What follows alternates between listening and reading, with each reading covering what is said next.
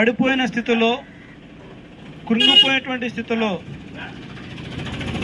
జీవిస్తున్నటువంటి వారిని బాగు చేసేటువంటి వాడు. యేసు క్రీస్తు వారు శరీరధారిగా ఈ లోకమునందు జీవిస్తున్నప్పుడు ఆయన యొద్దకు ఒక కుష్ఠరోగి వచ్చి ఉన్నాడు. అయ్యా, నేను ఎవరికి ఇష్టం లేదు, అందరి చేత వెలివేయబడ్డాను, నీకు ఇష్టమైతే నన్ను శుద్ధుడుగా చేయమని అడిగి ఉన్నాడు. యేసు ప్రభు వారు అతడి పాడైపోయిన స్థితిని చూచి కనికరపడి చేయి చాపి ముట్టి స్వస్థపరిచాడు.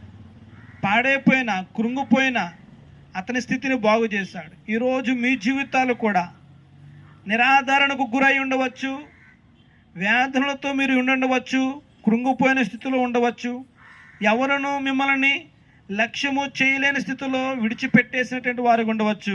కానీ యేసు ప్రభు వారు మిమ్మల్ని